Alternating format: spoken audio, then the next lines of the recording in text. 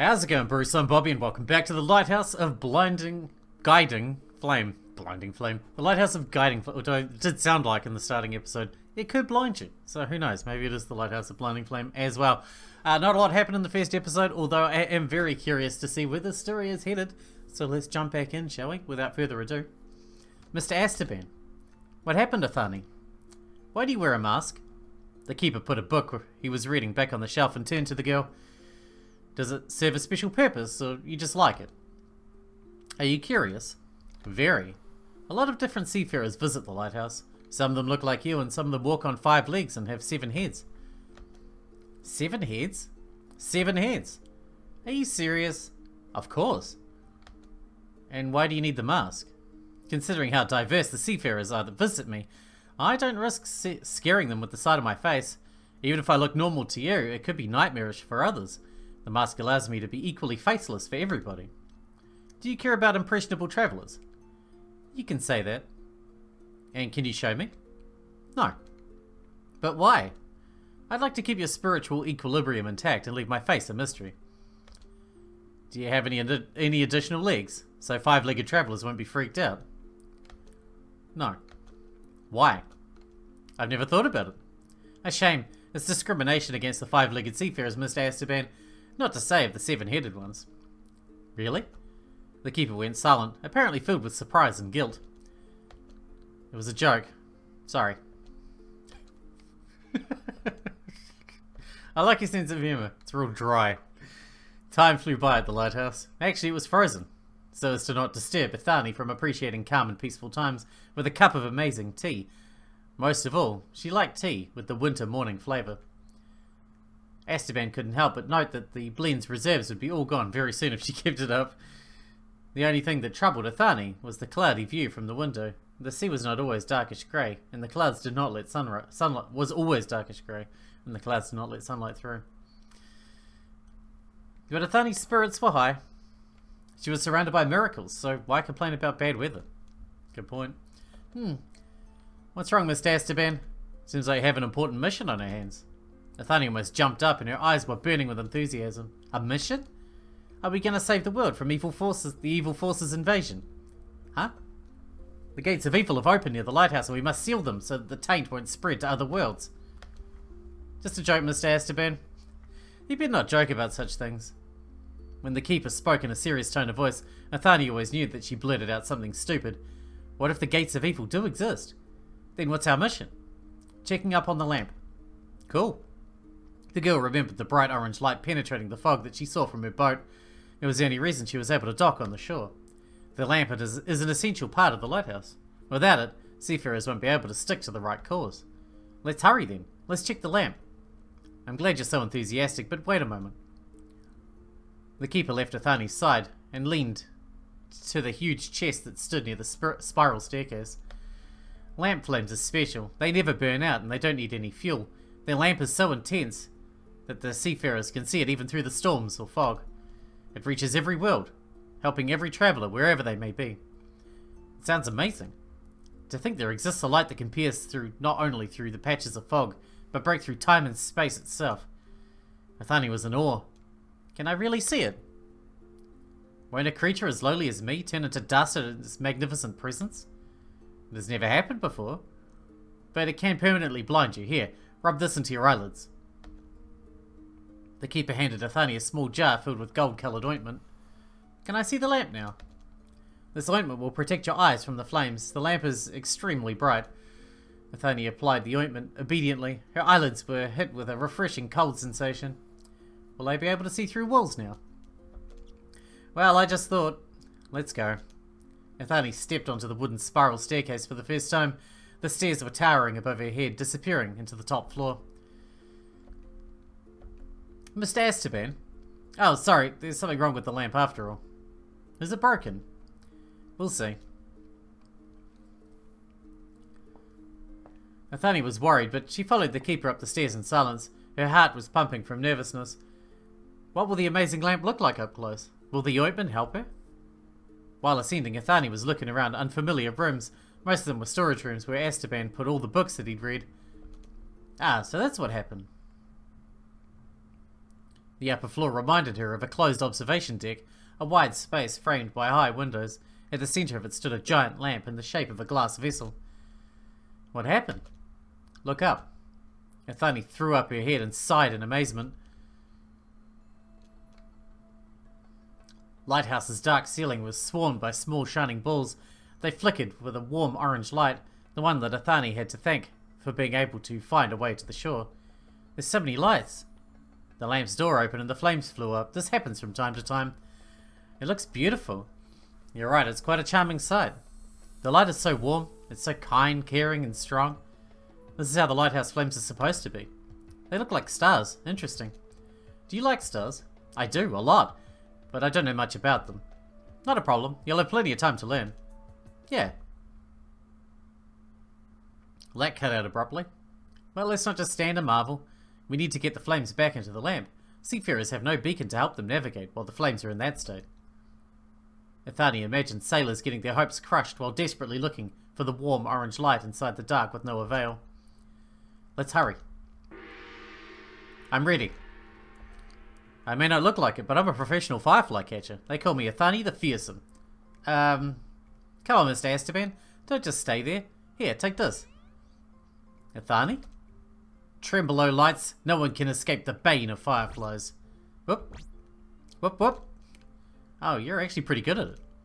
Leave this to me. Wait a moment. It's not necessary to catch them. Look. Esteban walked up to the lamp and opened its door a bit wider. Then he took a small flask with an orange shining liquid inside out of the frills of his sleeve. What's this? The seafarer's wishes. Huh? The feelings of travellers, their dreams of reaching new lands, their inspirations, worries and dreams. You felt something similar when departing on your journey, right? The girl sank into her thoughts. I'm happy that I was able to reach the lighthouse, but before that I think I just didn't have a choice. Esteban stayed silent for a moment, ruminating on Ethani's words. There are travellers like that. The worlds are huge and infinite in number. Everything can happen. Nevertheless, the sea air and the salty winds give birth to a special feeling in every sailor. And that is the fuel that the lamp is running on. So sailors help fuel the lamp, and the lamp in turn saves them when they need to chart a course, right? Yes. What a brilliant symbiosis. The world is running thanks to us helping each other. With those words, Esteban poured the flask's contents into the lamp. The hive of flames immediately started moving and spinning, hurrying back into its glass container. When the last of the fireflies got into the lamp, Esteban shut the door and put the exquisite lock back into place. The lamp was now filled with glowing golden light. Flames burning with hope. That's right. Hope pushes sailors forward, and when they go astray in the fog, the same hope lights their way. Wonderful. That's how Ethani got to know the inner workings of the lighthouse lamp. Even if just so little, but the girl's heart was filled with a distant echo of hope. Day 6. Good. The waves were silent, as was everything around her. Ethani sat in a small boat. She was surrounded by an impenetrable layer of fog. It was so thick that you could probably smash against it. How did Ethani end up in the boat? What happened to her? Still wondering about that, the girl was headed into the unknown. She was completely lost. She had no idea in what direction to steer the boat. Jeez. Even the winds calmed down, drowning the vast sea in ringing silence. Ethani's voice seemed out of place among the stillness. What should she do? What is this place? Where do I go from here? Silence. This is it. I'll wander around in this fog forever. There was a ray of light in the distance. A single bright light was reaching through the grey blanket. What's this? It looks like it... Finally, some sort of beacon. Encouraged, Ethani started to row toward the light. The fog had almost immediately parted akin to heavy curtains, and Ethani saw a sandy shore siding with a black forest belt. The light turned out to be a lighthouse that stood on a rocky hill a bit further away. Wow! Ethani hurried to disembark. She was seasick for a while. Where am I, though? Are you by any chance lost? The voice was so sudden, Ethani almost fell in the water. Huh? Who's there? Oops, be careful. It's okay, I'm okay. Ethani felt much better now. Hard earth beneath her feet be blessed. With the sudden influx of determination, the girl was able to fearlessly look up at the person who greeted her. Oh. Ethani was surprised to see a masked man facing her. Well, it's not like she had any idea who that calm, powerful, yet very warm voice could belong to in the first place. Who are you? Call me Esteban. After a pause, the man repeated his question. Are you lost? Totally. I've no idea where I am. Even the most experienced seafarers would lose their way in such thick fog. It's the first time I'm lost, I swear. That sounds like a lie. I'm in no way doubting you. I've never been lost before. Don't worry, no one's blaming you for anything. It's the exact purpose of my lighthouse, to guide seafarers like you. You know, I've never been found before. I've been lost for 30-something years. I don't even know how old I am. That's how lost I am. And you must be... The girl stared intently in the man's mask, which he still did not take off. A spy? I'm sorry? Are you part of the masquerade? Not a masquerade, not the masquerade. An actor? Or you have an ugly birthmark on your forehead, the sight of which would make me lose my sight forever. No. I was just joking. Really, I'm not very good with humour. Oh, I'm sorry. In truth, I'm the keeper of this lighthouse. I take care of the lamp and greet seafarers who went astray. Am I a seafarer? Who else could you be? Don't worry, you'll surely find your way to the right port. Ethani hesitated. But I don't have a place I want to go. You don't? I dunno. The girl sounded weak and defeated. Esteban tilted his head a little and sighed. Well, you can stay at the lighthouse and think about your destination. Really? You let me stay? Why not? Oh, but I... Is something the matter? I don't have much time. I can't stay here, Mr. Esteban. The girl clutched her clothes on the stomach. Sorry you're so kind to me, but I've no right to accept your offer. I don't have a day, nor a minute to spare. Don't you worry. Time is irrelevant at the lighthouse. Look at the waves in the forest, look at the sky. Everything here froze because time doesn't mean much here. Even if you're in a hurry before, you can calm down and gather your thoughts. Ethani gave his surroundings a curious look over. Esteban didn't lie. The sea waves that pushed the girl's boat ashore now froze. The water turned into a perfectly even grey surface, on which it was as if you could walk, like on ice. Clouds covering up the sky also stood still. The sound of the wind couldn't be heard. Trees in the woods reminded of a prop set. Wow. Time is an untamed beast. It appears only in places where it's really needed. A very amusing creature. You don't need it at the lighthouse? It feels out of place here. Isn't it also good to know that there are places where you could sit down and think without restraining yourself with time limits? You're right. Sounds wonderful. Well, now that we've got everything figured out, let's head to the lighthouse. Your body must be crying for a bit of rest. Sure.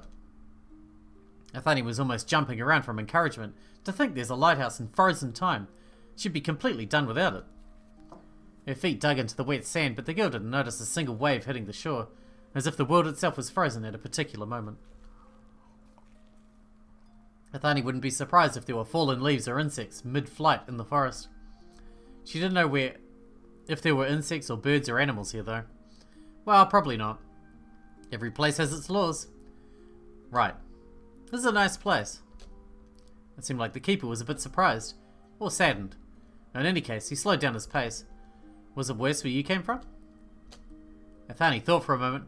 The keeper asked her a difficult question, very difficult indeed. It was ordinary, I guess. Ordinary? Very descriptive. Though I hope that the place where I'm headed will be nicer. This time, Esteban nodded in agreement. The words of a true seafarer. What can be more exciting than arriving at a new port and exploring new lands? Sounds exciting. Well, this is the place. The keeper opened a wooden door and let Ethani come in first. The girl hesitantly took a step into the doorway and entered the lighthouse. A circular room was filled with bookcases, and in the middle of it was a spiral staircase. It likely led upstairs to the lamp that saved Ethani from the endless wandering among the fog. You sure like to read. This is my only activity apart from keeping the flames alive in the lamp. Sometimes seafarers like you, or merchants, visit me as well. Merchants? They're the ones bringing me new books. Wowie. Do you like reading? I love picture books. Then you'll absolutely love the mystical detective series. Huh? The detective solves all sorts of complicated mysteries and always catches the culprit. I could never predict who was the real killer. How can you suspect a simple cook of poisoning the Countess? It's too obvious that way, you know? But mystical detective says that the most obvious solutions are the best. Yeah. And in the previous book, someone cut up a painting worth a couple of million with gardening scissors. Who do you think was the culprit? The gardener? Have you read it before? Probably. Even though the keeper wore a mask, he was not at all scary. Where will I sleep? Sleeping doesn't exist at the Lighthouse. Exhaustion, hunger and thirst as well, but I like to drink tea. Merchants leave me some of their goods from time to time, and there are tea blends from different countries among them. I want to try it. Now Ethani understood why there was no bed in the room, only countless bookcases and a desk. The keeper didn't need to sleep. What will it be? Normal black tea with strawberry flavour? Or should I surprise you with some of the rare ones? Have you ever heard of cumulus cloud flavoured or broken heart flavoured tea? There's even a tea blend that carries the echo of seasons changing. I want to try them all. Esteban nodded, satisfied with that answer. Have some tea with a flavour of vanilla, first snow, and cat purring. It'll help you gather your thoughts. Thank you. You have a lot to think about, don't you? Yeah, now I have the time for it. Ethani enjoyed her stay at the Lighthouse. She didn't know how much time that she would need to make her decision, but she wasn't worried. Nothing bad was going to happen to her anymore. Until she had to leave, of course. This time it's covered in blood. Day 5. Oh man, is day 5 bad? I feel like day 5 might be bad. Red straw. Red straw was everywhere. Ethani had a duty to save her family. If she would stop working even for a second, she'll be late. Everybody would die. She won't let them all die. Her family must live on. It hurts so bad. But she was already used to pain. Hunger also didn't bother her anymore. Only her throat was burning from unquenched thirst. A lot of that wasn't important. The girl was short on time. She was almost done, but who knows if she's going to make it in time. She had to, for her family's sake. Ugh. Her vision suddenly turned black. No. The girl slapped her cheeks. I can do it, I can. But was it really her duty? I shouldn't think about it. Just a little bit more. Just a little. Who would visit her at this time? Ah, yes, her mother. Her mum. She was the only one left. She's intimidating looking. There she was. Ethani couldn't properly read the expression of the woman standing before her. Regret? Remorse? Could it be relief? Or joy? You did well. Now I'm going to take... Ethani managed to force a painful smirk out of herself. It was necessary. Those were the rules. If you broke them, something terrible might happen. The dolls are finished. They're not what I'm after. They were not? Then what was it? You stop being part of our family, Ethani. Only then everything will end. That's the only way for you to save everyone. To save them. Ethani nodded. There was nothing unusual or surprising in what her mother had said. Your father, brother and sister had already turned their backs on you. Now it's my turn to perform my duty. The dolls are no longer necessary, as I am the one who brought you to life. I'll be the one to take it from you. So that's what it was. So that's how she was going to die. Ethani thought that hunger or thirst would finish her off, but it seems like she was wrong. Her mother was about to finish the ritual with her own hands. She came to kill Ethani, to show that she no longer feels maternal about her. Ethani would become a nobody for her family. Ethani no longer was this woman's daughter. This woman was not her mother anymore. The only choice Ethani had was to give herself to the sacrificial knife and accept death before the time runs out. That's right. This is how things were supposed to go. The woman who once was Ethani's mother spoke in a trembling voice. I must do what I must, for their sake. At least they should. She stepped towards Ethani like an embodiment of the imminent death. The girl sat at the far side of the room and didn't move. She watched a scary, monstrous-looking woman step deeper and deeper into the dungeon. It's alright. That's how it's supposed to be. There's no other way. Really?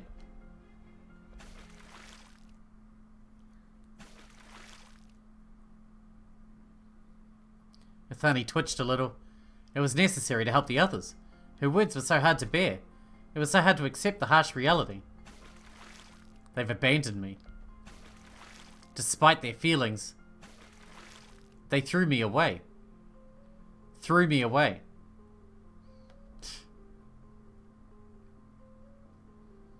The woman's figure hung directly over Ethani. This was the end. She'll die. Why was she hesitating? Why won't she end this nightmare? Die. The woman lowered herself before the girl, gripping the ritual dagger at her stomach level. Die for them. Okay? Ethani forced herself to nod. Her duty, her fate, her mission was to die at this moment. But Ethani didn't want to die. She had such a short life. She hadn't seen everything she wanted to see. She hadn't studied all of the stars. She hadn't sailed the high seas. She hadn't done anything. Time grinded to a halt and Ethani was having trouble blinking.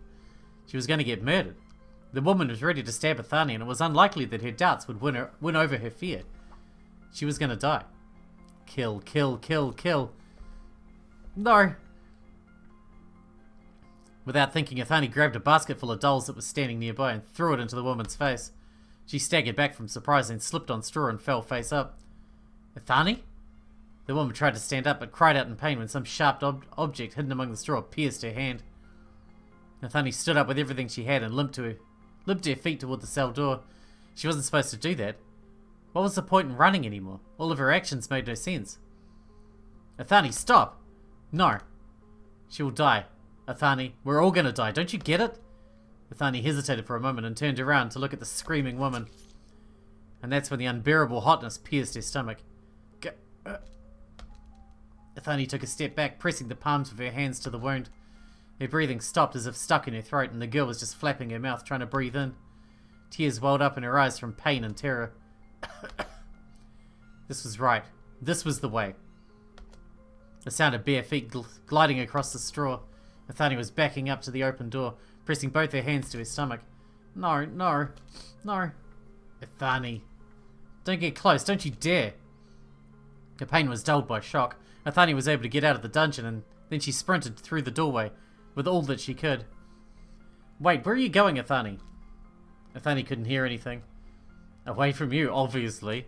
You fucking nutcase. She ran as fast as she could. Her surroundings turned into a whirlwind of black and red that carried away the last pinches of her sanity. Where was she running to? Why? Salty sea scent assaulted her nose. Man, say that 10 times fast. Salty sea scent assaulted her nose. It seems that she was able to get to the shore. But what's next? Ugh. A wave of unbearable pain washed over her body, making Ethani fall into the sand hot from the summer sun. I don't want to die. I don't want to. What to do? The sun almost set. It meant that there wasn't much time left. They would all die when the orange disc would cross the horizon. They would all die because Ethani got scared and ran away. Ethani would die as well. She was doomed either way. What was she supposed to do? What was the right thing? Ethani curled up in the fetal position, clutching her head with both hands. There was no time for idle musings. She will either save her family or she won't. What should she do? What? Ethani was confused. She was lost among her hectic, feverish thoughts. She didn't know what to do, which way she should go. The sun was setting. Someone's hurried footsteps could be heard nearby. There was no time. Ethani needed to decide here and now. Decide what? They were all doomed. Fog. Her vision was clouded by fog. Which way to go? Which path to choose? There was no time.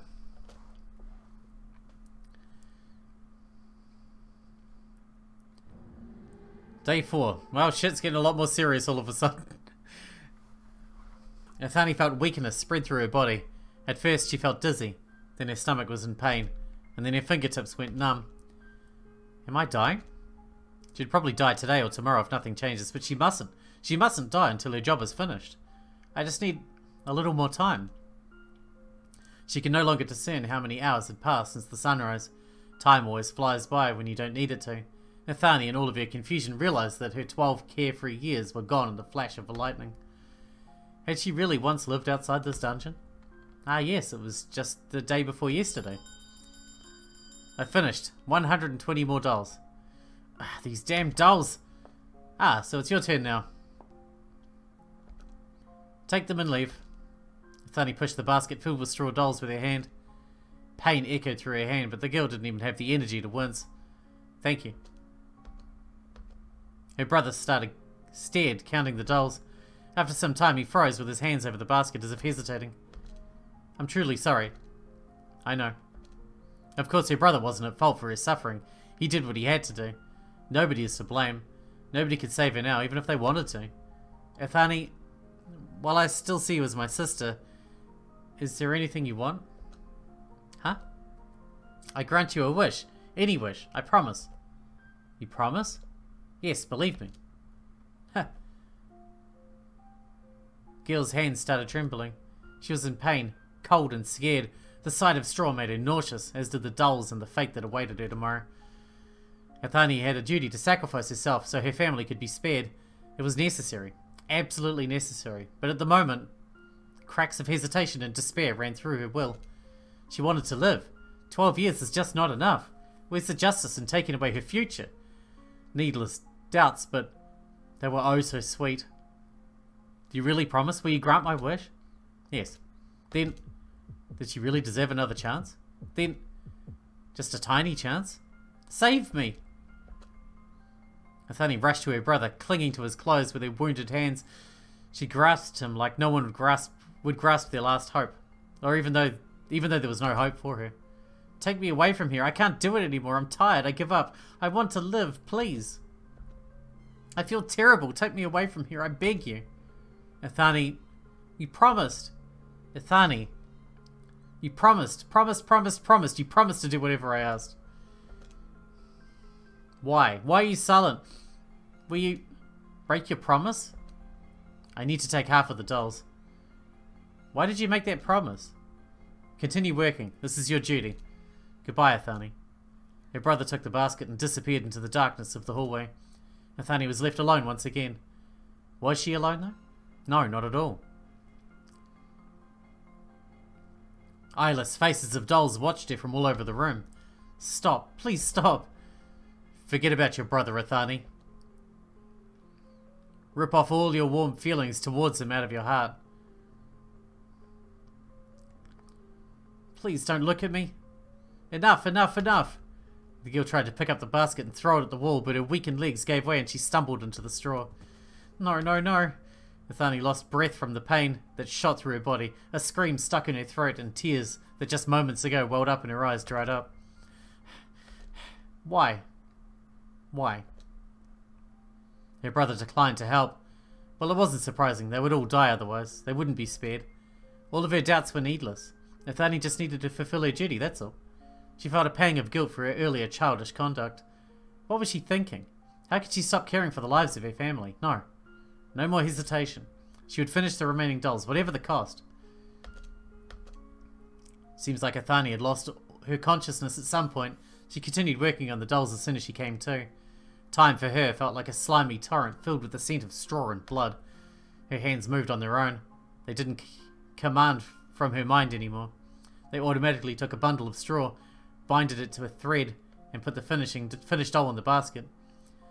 Ethani's head was up in the clouds. She was reminiscing of her childhood past long gone, when they were celebrating her 12th birthday with her family. Oh, how long ago it had been. Her vision went black from fatigue. Dolls. How many of them left? How many? Her father came to visit her.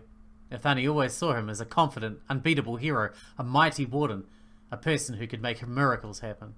Ethani wanted to reach him, searching for defense, but Ethani, it's necessary. Father walked up to his daughter and grabbed her by the shoulders. His grip was tight, as if he was afraid she'd run. Save them. Accept your fate. Father's eyes turned dark and cold. Ethani thought that she could freeze just looking at them. She was scared.